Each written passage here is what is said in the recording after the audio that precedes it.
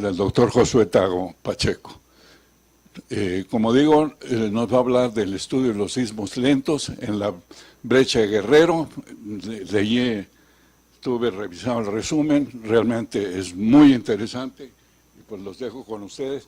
No me ocupé mucho del currículum porque, digo, desde luego tiene un doctorado, muy buen doctorado, además hizo una estancia postdoctoral en Europa, que también muy exitosa, pero yo creí que, dada la importancia de lo que ya ha hecho, como que es secundario su currículum. El currículum es un poco más estándar y realmente lo que ha hecho sí es muy distinguido. Adelante. Pues muchísimas gracias por la presentación. Me siento muy contento de regresar al Instituto de Geofísica. Gracias de nuevo por invitarme a dar una conferencia. El día de hoy voy a hablar sobre el estudio que hemos hecho de sismos lentos en la brecha de Guerrero. Mis colaboradores forman parte del Instituto de Geofísica. Aquí hay dos de ellos. Muchas gracias por venir. ¿De qué voy a hablar? Este estudio surgió dentro del marco del proyecto SATREPS, entonces voy a hablar un poquito de este proyecto. También de inversiones previas que se han hecho de sismos lentos en la brecha de Guerrero, los parámetros que nosotros estamos invirtiendo. Después, el algoritmo con el que nosotros hemos desarrollado para, de alguna forma, también trabajar el problema directo. Cómo modelamos el problema de inversión dentro del marco de optimización con restricciones y el algoritmo que desarrollamos. Finalmente, hablaré de las implementaciones numéricas, cómo verificamos el algoritmo y lo que hemos empezado a hacer fue analizar parte del sismo lento del 2014. Termino con conclusiones y trabajo futuro que trabajo futuro es lo que más hay. Esta es una imagen que todo sismólogo conoce. Voy a hablar un poco, para los que no sepan, de lo que es una brecha sísmica y de lo que son los sismos lentos. Una brecha, sabemos que muchos de los sismos ocurren en el contacto entre placas, como en el sur de México tenemos una zona de subducción donde la placa de Cocos subduce por debajo de la placa continental, y en la zona donde hay mayor acoplamiento es donde se producen los sismos.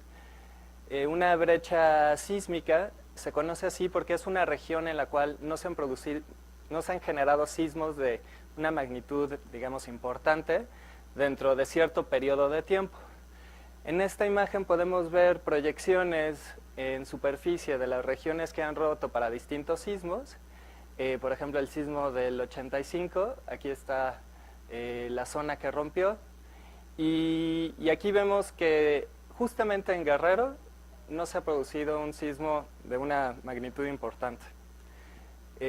Esto se sabe desde hace mucho tiempo. De hecho, en una ocasión platicando con el doctor Gerardo Suárez nos platicaba lo que había sucedido después del sismo del 85. Él era investigador del instituto y pues no se tenían, la información no llegaba, no sabían qué había sucedido.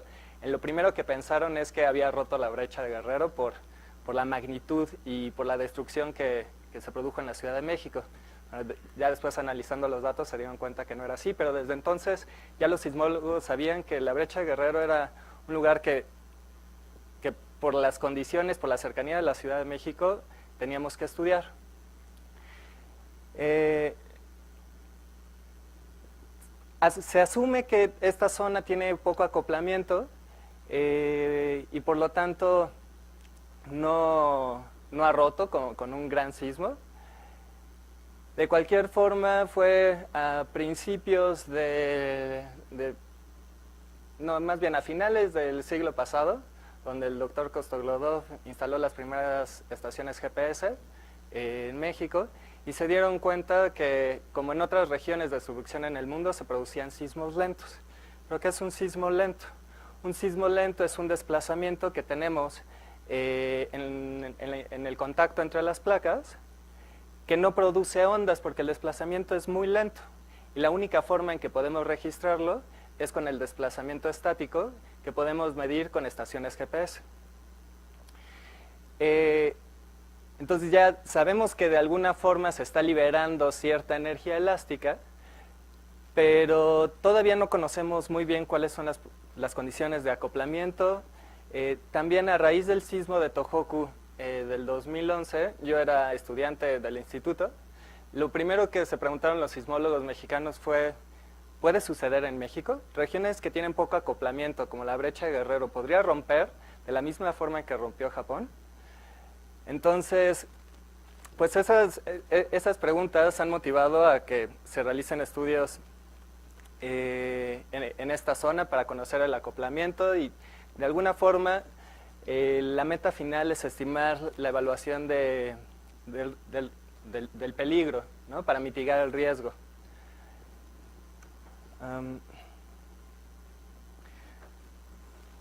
En 2015, un grupo de investigadores japoneses se acercaron a México con el objeto de establecer un megaproyecto binacional que lleva como nombre este tipo de proyectos SATREPS.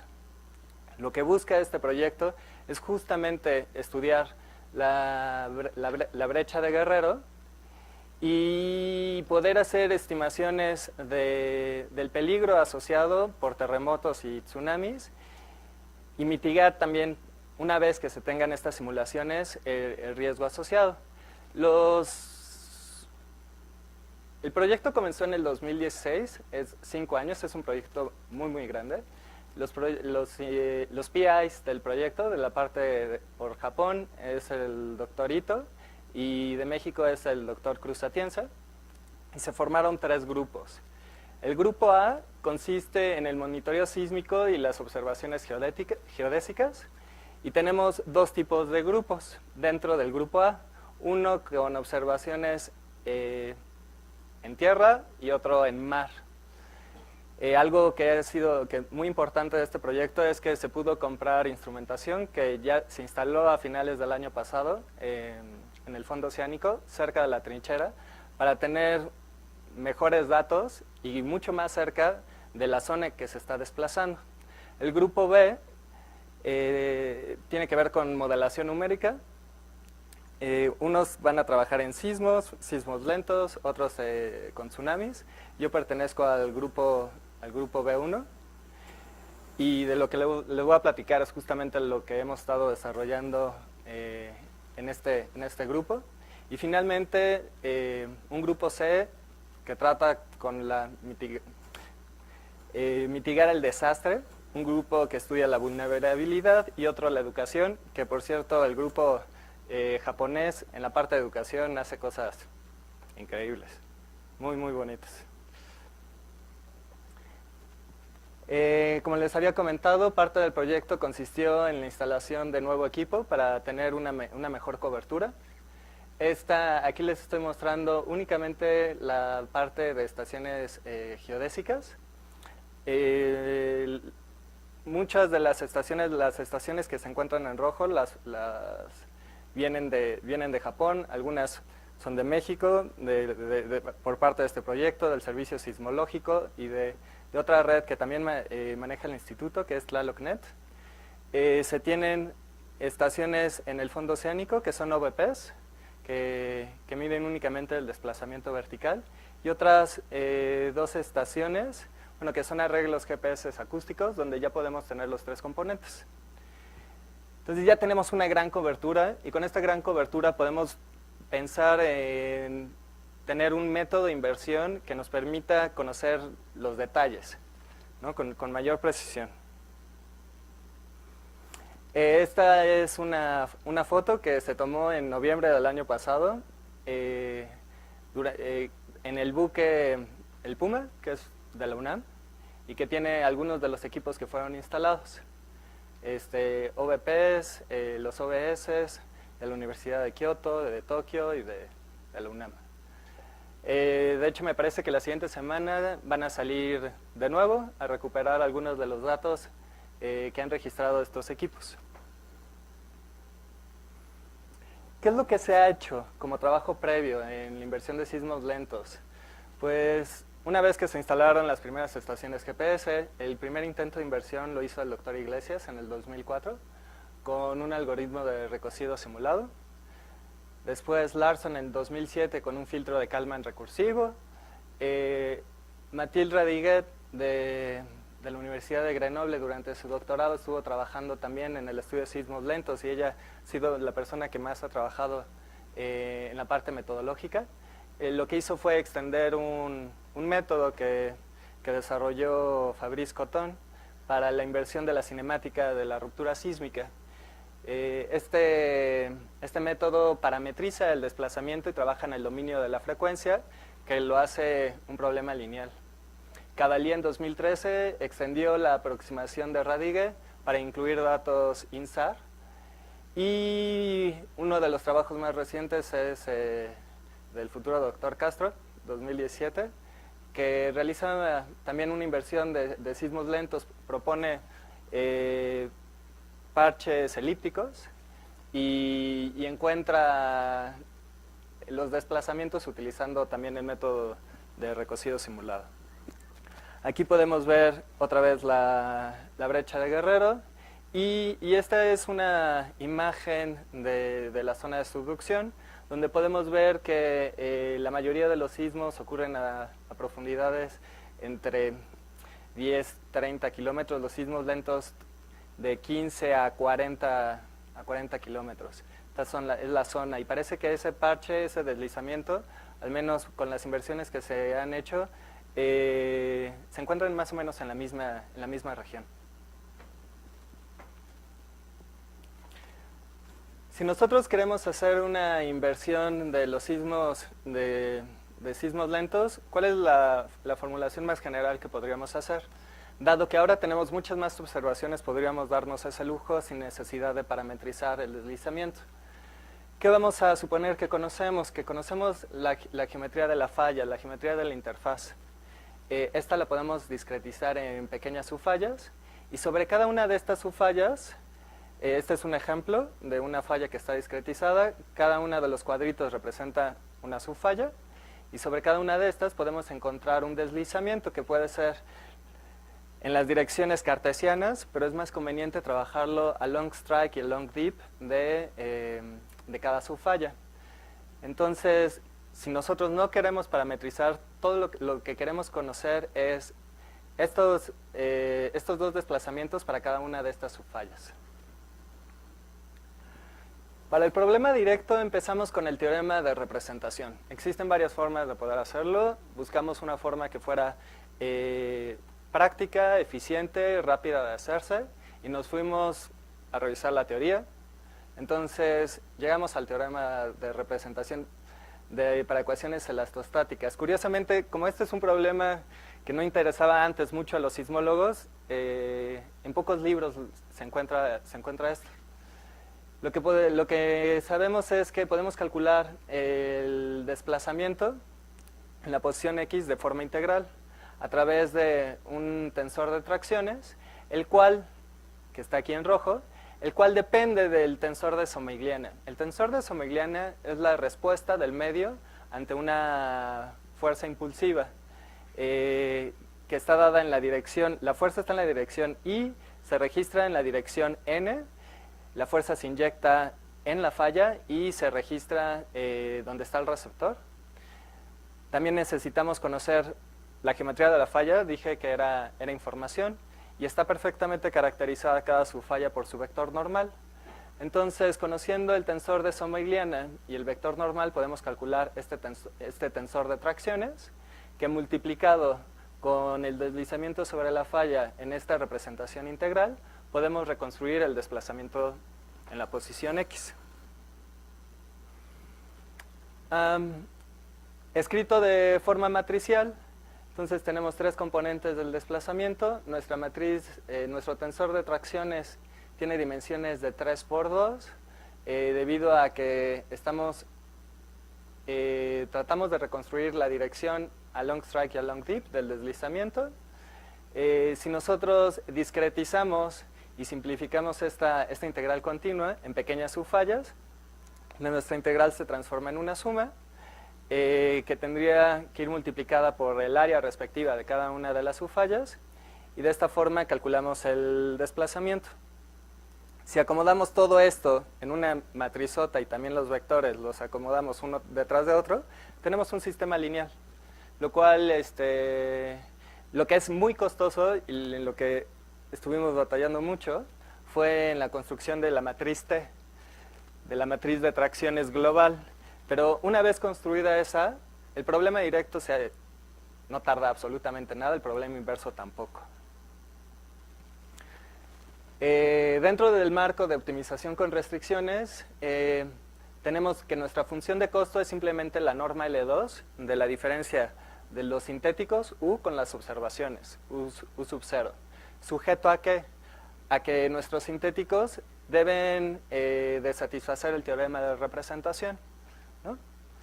Si construimos el lagrangiano para resolver este problema, entonces el lagrangiano está formado por la función de costo más todas las restricciones multiplicadas por multiplicadores de Lagrange, y que toma esta forma. Dado que solamente tenemos restricciones de igualdad, las condiciones de Kariush-Kohn-Tucker se reducen a únicamente calcular la derivada total del lagrangiano y pedir que esta sea igual a 0.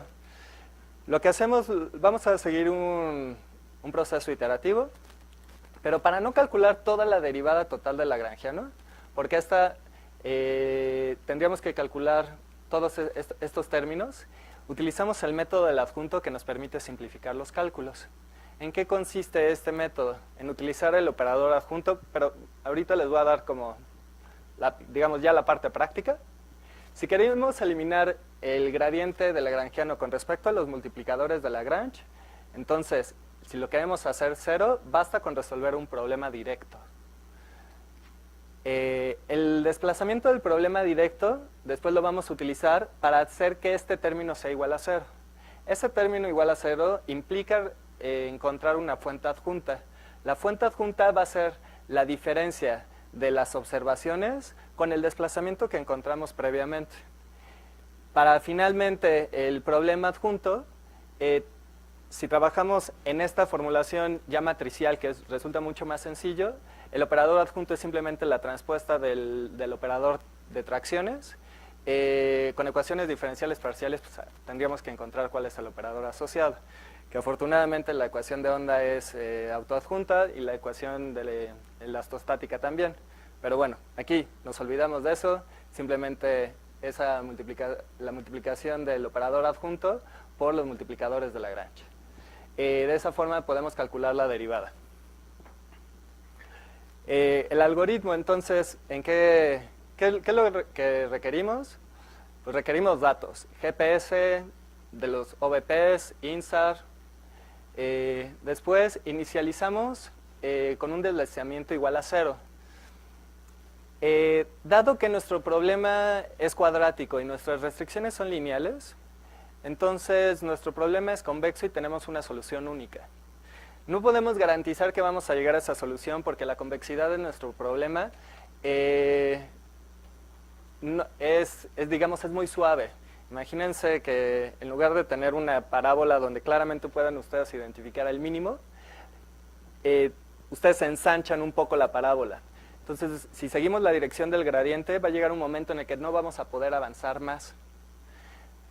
Afortunadamente, con este método, como no tenemos que invertir absolutamente nada, siempre aseguramos una dirección de descenso.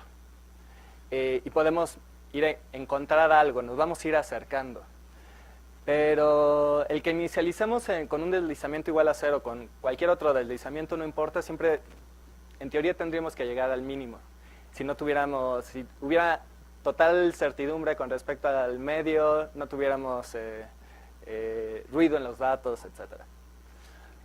¿Qué vamos a hacer dentro de este ciclo? Pues calculamos el problema directo, la fuente adjunta, calculamos el problema adjunto. El problema adjunto me da el gradiente y ya puedo utilizar el método que yo quiera para resolver este problema de optimización. Conociendo la dirección del gradiente, lo más sencillo sería máximo descenso, ¿no? Menos el gradiente, avanzamos en esa dirección hasta que ya no podemos reducir más la función de costo. Podemos utilizar gradiente conjugado, el BFGS, el método que ustedes quieran. Con eso encontramos la dirección de descenso óptima. Con esta dirección de descenso, lo que hacemos, actualizamos el deslizamiento y esto lo repetimos hasta que alcanzamos convergencia.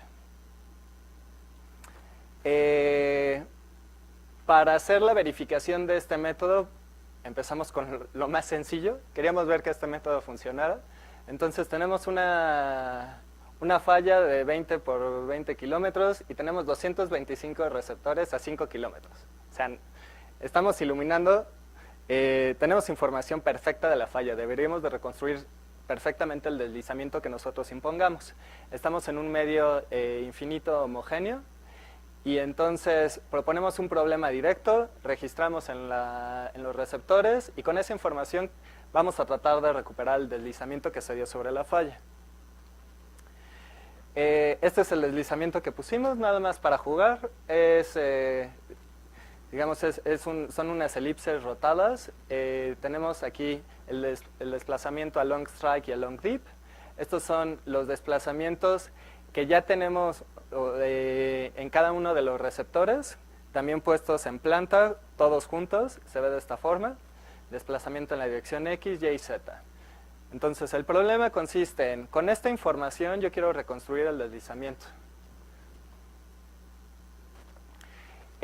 Calculando únicamente el primer gradiente nos tendría, si empezamos en cero, nos tendría que arrojar algo de información con respecto a al menos la forma del deslizamiento. Aquí vemos el primer gradiente y este es el deslizamiento original. Podemos ver que ya de alguna forma se ve más o menos cómo estaba el deslizamiento. Por supuesto es el negativo, ¿no?, del deslizamiento original. Pero bueno, incluso las orientaciones no están muy bien. Pero si ustedes trabajan con el gradiente y lo hacen de forma iterativa, como lo vimos en el esquema, esto es lo que obtenemos. Este es el deslizamiento invertido y este es el deslizamiento original. Y como pueden ver, realmente es la solución. Y esto fue con el primer método que utilizamos, que fue descenso simple, con unas poquitas iteraciones y logrando una buena reducción de la función de costo. Lo que queríamos era, primero, caso sintético, sencillo, la falla bien iluminada. ¿Podemos resolver el problema? La respuesta es sí. Realicemos algunos análisis de convergencia y de costo computacional. La convergencia utilizando estos tres métodos: descenso simple, máximo descenso, gradiente conjugado. Entonces la primera iteración se sigue menos el gradiente, las siguientes iteraciones son de descenso pero son conjugadas. El BFGS realiza una estimación del Hessiano utilizando evaluaciones de gradiente previos y bueno, analizando la función de costo normalizada porque es la función de costo dividida por la función de costo original, digamos en la iteración 0. Podemos ver que todos se comportan bien, pero el BFGS decae más rápido la función de costo con respecto al número de iteraciones. Pero no nada más es importante analizar esto, sino también el costo computacional. El costo computacional estaría dado por el número de evaluaciones de gradiente que necesitamos. El BFGS en un principio requiere más evaluaciones del gradiente, pero llega un momento en el que pues ya cumplimos con el criterio que habíamos establecido para este ejercicio y el número de evaluaciones del gradiente es mucho menor que las de los otros métodos. Entonces, por el momento, una vez que hicimos esto, seguimos trabajando con el BFGS como método de inversión. Entonces, este es un mapa de la zona de estudio. Esta es la costa del Pacífico, por aquí está Acapulco, ¿no? Las líneas que están en gris son isolíneas de profundidad de la zona de interfaz.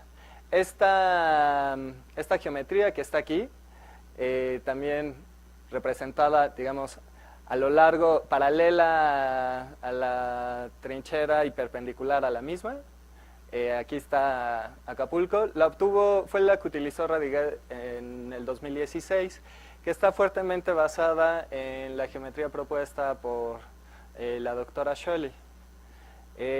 Aquí estoy graficando también los vectores along strike y along deep para ver que lo estábamos haciendo bien, y es realmente sobre esta donde nosotros queremos recuperar el deslizamiento. Un análisis, lo primero que tendríamos que hacer es un análisis de sensibilidad. Existen varias formas de hacerlo. Empezamos con lo más sencillo, que es hacer un checkerboard test. La mayoría de estos análisis se hacen más bien para tomografía sísmica, pero lo mismo lo adaptamos para este problema. Es como una tabla un tablero de ajedrez, donde en cada uno de los cuadrados imponemos, en uno imponemos un deslizamiento, en otro no, en otro sí, en otro no. El deslizamiento que estamos poniendo en cada uno de estos parchecitos es de 30 centímetros. La diferencia entre estos dos es que aquí consideramos una interfaz plana a 40 kilómetros de profundidad, y aquí la interfaz propuesta por Radiguet. Vemos que esta ya es la inversión. Vemos que donde tenemos muchas estaciones podemos reconstruir bastante bien ese deslizamiento. Incluso también aquí, en zonas más profundas perdemos resolución, nos empieza a meter un poquito de ruido, el cual podríamos reducir con estrategias de regularización de las cuales voy a hablar un poquito más adelante. Pero bueno, entonces parece que las cosas están funcionando bien, tenemos muchas estaciones. Aquí ya estoy poniendo las estaciones en el mar. De cualquier forma, esto sigue siendo un medio totalmente homogéneo, ¿no? Elástico e infinito, pero digamos la resolución está más asociada a la distribución de las estaciones que al medio en sí. También fue un análisis que hicimos posteriormente. Para las estaciones que se encuentran en el fondo oceánico, solamente estamos invirtiendo el componente vertical, donde tenemos OVPs, lo cual también es muy fácil de implementar en el método. Aquí esta es una inversión sintética. Lo que hicimos fue, ya considerando la geometría real de la interfaz, la región que está contenida dentro de esta línea negra es un sismo lento invertido por Cavalier en el 2013, el del 2006. Es una región donde el deslizamiento era significativo, y esa fue la región en la que se dio. Lo que hicimos fue imponer un deslizamiento realmente gaussiano, únicamente a long deep, más o menos en donde se encontraba esa región. Hicimos la simulación sintética, registramos en las estaciones, y después invertimos para ver si con la cobertura de estaciones que teníamos, sin ruido ni nada, podíamos reconstruirlo. Y el resultado que tenemos es bastante bueno. Este es el resultado de la inversión, el problema directo de inversión. Como les digo, aquí tenemos algo de ruido, pero en realidad no importa. Creo que con esta cobertura, gracias al proyecto SATREPS, vamos a poder realizar inversiones con mucha calidad, ¿no? Realmente vamos a poder observar muchos detalles.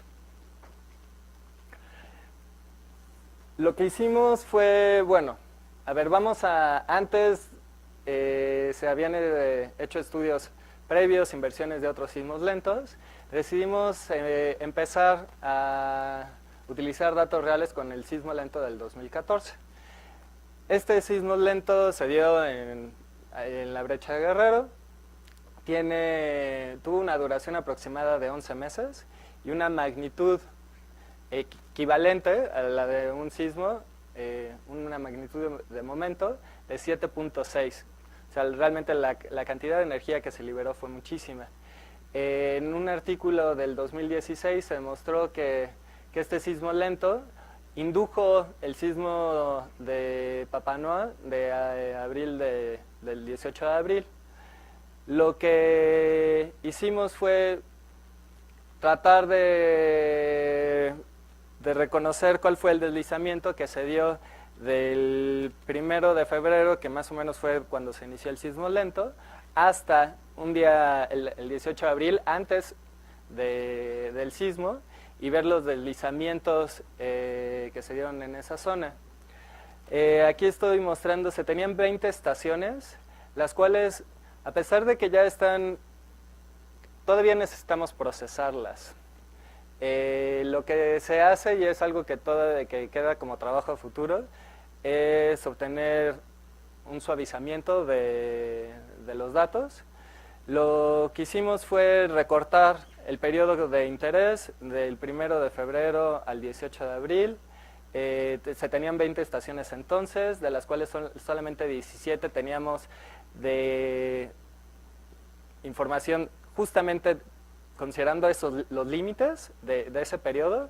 La forma en que recuperamos el deslizamiento que se dio durante ese periodo fue simplemente restando el deslizamiento del 18, el deslizamiento del 1 de febrero al del 18, para ver el deslizamiento que hubo en ese periodo. Aunque no se ve, hay como bastante ruido, hay bastantes incertidumbres y el periodo fue muy corto. Este periodo fue muy corto. Entonces, la cantidad de deslizamiento no fue mucha y tenemos ciertas variaciones y mucha incertidumbre todavía en los datos. Tendríamos que suavizarlo, como les digo. Lo que nosotros analizamos fue del 1 de febrero al 18 de abril, pero el sismo lento fue de febrero hasta diciembre, casi diciembre. ¿Cuál fue el modelo que propusimos? Ahora, todo lo que habíamos hecho antes, y lo podíamos hacer muy rápido, fue con una solución analítica, la solución de Somigliana. Ahora vamos a trabajar ya con un modelo mucho más realista. Es un modelo de velocidades. Fue este modelo, que es de los más utilizados, propuesto por Campillo en el 96.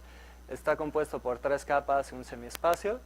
Aquí vemos los espesores, no son kilómetros, perdón, aquí son metros.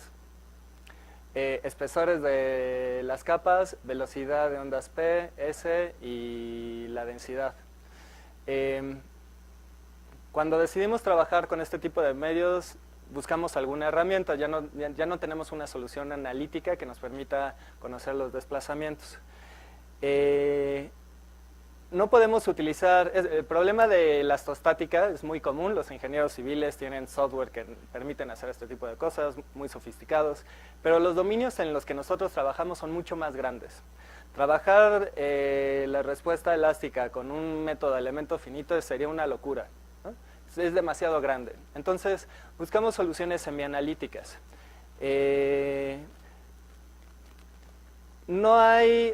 Existen algunos pocos algoritmos que permiten calcular el tensor de Somigliana, que es el que necesitamos, para conocer la respuesta elástica.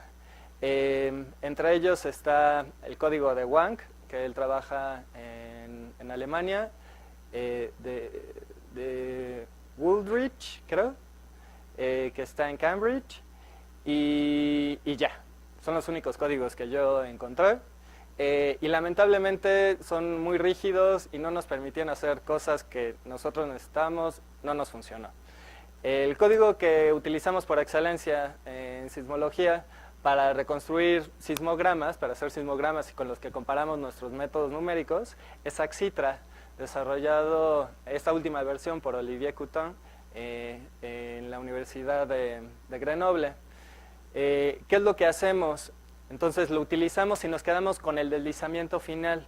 Resulta bastante costoso y engorroso hacer eso, pero además teníamos que... Esto fue un rollo. Esto me quitó varios días de sueño. Logramos tener un cálculo automático utilizando Axitra, sin nada de ruido, modificando la fuente para trabajar con la menor cantidad de frecuencias necesarias, porque la frecuencia que nos interesa es la frecuencia 0. Pero bueno, como les comento, fue bastante complicado, lo pudimos hacer. Para las 20 estaciones requerimos de 23 horas de cómputo utilizando Axitra. Y Axitra es rapidísimo, pero los que han utilizado Axitra lo saben. Fue muy difícil hacer el tuning de los parámetros. Pero bueno, lo pudimos hacer y tenemos nuestro tensor de Somigliani y por eso pudimos calcular las tracciones. Aquí ya está un ejemplo de la inversión, la primera inversión que obtuvimos. Entonces, la función de costo se reduce significativamente hasta el error numérico. Estamos graficando los desplazamientos verticales y horizontales en cada una de las estaciones que teníamos. Están totalmente empalmadas, por eso se ve como si solamente estuviéramos imprimiendo una, pero están las dos. ¿Cuál es el problema aquí? ¿Y qué es lo que pasa con inversiones elásticas?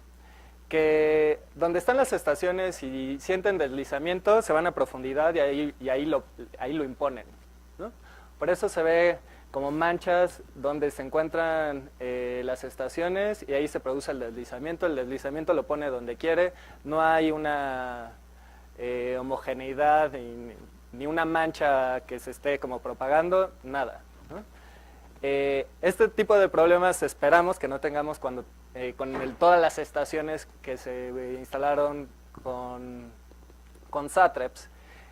Sin embargo, bueno, también queremos resolver este tipo de problemas. ¿Qué fue lo que impusimos? Condiciones de regularización. La función de costo regularizada antes era simplemente la norma de las diferencias de los desplazamientos, ahora tiene todos estos términos. Todos los términos que están en magenta son términos de regularización y es la función de costo sujeta también a nuestro problema directo que ya está de forma matricial. Voy a explicar cada uno de estos términos. Bueno, ahí está el parámetro beta. Parámetro beta es un hiperparámetro que nos multiplica todos los términos de regularización. Y nos permite ajustar qué tanto peso le damos a la regularización con respecto a la función de costo. La función de costo ahora también va pesada por una matriz de datos, de peso de datos, que es una matriz diagonal que contiene la inversa de la varianza de los datos. Y algo que es, bueno, de la forma en que a nosotros nos dieron los datos, el doctor Kostoglodov, no solamente viene el deslizamiento, sino también viene ya la varianza. Entonces, esa es información que tenemos y que podemos meter y formar esta matriz. La solución regularizada también va pesada, cada uno de los términos, con respecto a esta matriz ahora de peso del modelo y que penaliza deslizamientos en profundidades donde no tienen sentido. Menores a 15 kilómetros, mayores a 50, podemos encontrar una zona donde estamos, digamos, esto lo podemos modificar. Vamos a ver cada uno de estos. Entonces, términos de regularización. El primero lo que hace es busca que la solución que obtengamos no solamente satisfaga, reduzca la función de costo o la norma del residual, sino también que la solución sea mínima, porque queremos minimizar también esto, la norma pesada de los deslizamientos. Esto también mejora la convexidad de nuestra solución y reduce de alguna forma la dimensión, el tamaño del espacio nulo. El otro término penaliza ahora, lo que queremos no solamente es obtener la solución de mínima energía, sino también queremos tener una solución que sea suave. Para tener una solución que sea suave tenemos que penalizar la derivada. Y eso es lo que estamos haciendo aquí. Penalizamos la derivada a lo largo de la dirección X y construimos estas matrices L utilizando una simple diferencia finita hacia atrás a lo largo de fallas vecinas en la dirección X. El término en rosa es lo mismo, nada más que penalizamos ahora en la dirección Y. Entonces, estos son los términos con los que decidimos empezar a jugar. Es un esquema dentro del marco de regularización de Tikhonov. Si nosotros lo único que hacemos es implementar dentro de todos esos términos, minimizar la norma, A lo mejor no se alcanza a ver muy bien, pero la solución se parece mucho a la que no tenía regularización, pero tiene menor deslizamiento. Todavía no tenemos algo suave, nos sigue poniendo deslizamiento donde están las estaciones, aunque con una magnitud menor. Si utilizamos ahora únicamente la condición de suavizamiento con respecto a la suavidad, regularización de la suavidad de la solución, entonces vemos que las cosas empiezan a cambiar. Ya se ve algo que es como un deslizamiento que parece que es más continuo y se encuentra agrupado en esta zona. Si utilizamos los dos, minimizar la norma y minimizar las pendientes de la solución, esto es lo que obtenemos. Y esto era el mejor resultado en el que habíamos llegado. Claramente este es un problema difícil, tenemos muy poca cobertura y además hay algunas direcciones que no están, como que no concuerdan. Las direcciones que yo he visto en otros artículos, se ve que hicieron un preprocesamiento de los datos, porque todas se ven que apuntan en una dirección padrísima y aquí veo que una apunta hacia acá, la otra hacia acá. Necesitamos trabajar en eso. Todavía pensamos un poquito más y dijimos, ¿podríamos mejorar esto? Sí. ¿Cómo? Quisiera que la región de deslizamiento fuera compacta. Sabemos que por las inversiones previas de otros colegas, las inversiones, el deslizamiento, digamos, a lo mejor no inicia en un punto, pero sí es una región más bien compacta, no está distribuida por distintos lados. Entonces, el algoritmo que proponemos es, primero, resolvemos una inversión utilizando el algoritmo que ya sabíamos, que introduje antes. Identificamos la subfalla que tiene el máximo desplazamiento. Y a partir de ella, la región de deslizamiento tiene que estar cercana a ella. Penalizamos subfallas utilizando la matriz de penalización de modelo, que se encuentren fuera de un círculo de un radio que podemos nosotros especificar. Volvemos a correr el algoritmo de inversión utilizando esta nueva matriz de pesos del modelo que incluye esa penalización. El resultado es este, con lo cual ya estamos más contentos. Las escalas, las escalas no son las mismas. Las magnitudes de los deslizamientos están en a lo mejor punto 15 metros al máximo, poquito menos. Pero aquí ya vemos una región en la cual se está dando el deslizamiento, es la solución de mínima energía, la más suave que podemos encontrar. Trabajamos con curvas, un análisis de curvas L para encontrar cuál es el valor del hiperparámetro, que nos permite encontrar el equilibrio entre qué tan bien quiero mejorar el residual, pero qué tan suave también quiero mi solución. La función de costo sigue siendo muy buena. El empalme sigue siendo perfecto, por lo menos en las estaciones que son más significativas. Y aquí toda la región esta azulito cian es cero. Solamente tenemos esta región, digamos, donde estamos imponiendo cierto deslizamiento y esta es la máxima regularización que hemos hecho, ¿no? Minimizando la norma, minimizando la roughness, rugosidad, gracias, la rugosidad y haciendo la solución compacta. Me refiero a que el deslizamiento, lo que queremos es que se encuentre en una región cerrada. Conclusiones. Entonces, hemos desarrollado una nueva metodología para invertir sismos lentos. Creo que siempre a mí me cuestionan porque todas mis pláticas son muy metodológicas, pero bueno, este es el de modelación computacional, entonces aquí no, ni modo. Es una formulación de optimización. Sí. Utilizamos una formulación de optimización con restricciones, con el método del adjunto. Es esta aproximación no está parametrizada como la mayoría de las aproximaciones que se tienen. Y además garantizamos que tiene solución única. No garantizamos encontrarla, pero existe. Implementamos distintos términos de regularización para mejorar la solución, mínima norma, minimal roughness y una región compacta de deslizamiento para tratar con una cobertura pobre de las estaciones y también con ruido en los datos. Trabajo futuro, hay mucho trabajo futuro. Primero, el preprocesamiento de los datos GPS. Al momento de que yo encontré cuál era el deslizamiento, las cosas, por eso tenemos esa solución también, ¿no? Si tuviéramos una mejor cobertura y con todas las estaciones apuntando donde deberían de apuntar, entonces nuestra solución del deslizamiento sería mucho más cercana a la esperada.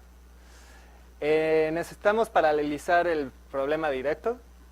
Afortunadamente es altamente paralelizable y eso lo podemos hacer, pero tiempo, es cuestión de tiempo. Si ustedes conocen algún otro esquema numérico rápido, eficiente, que nos permita calcular las funciones de Sommerliana, por favor díganme, se los agradecería mucho. Ahora solamente necesitamos integrar esto en el tiempo. Para hacer esta inversión de forma consecutiva y utilizar inversiones previas para utilizarlo como modelo a priori, comparaciones numéricas con resultados previos, resolución espacial, finalmente trabajar con datos INSAR también, con algunos colegas de Grenoble, y en junio voy a la Universidad de Kioto a trabajar con el doctor Nishimura para hacer un análisis del acoplamiento. Si conocemos el deslizamiento podemos estimar el acoplamiento. Y eso es todo. Gracias.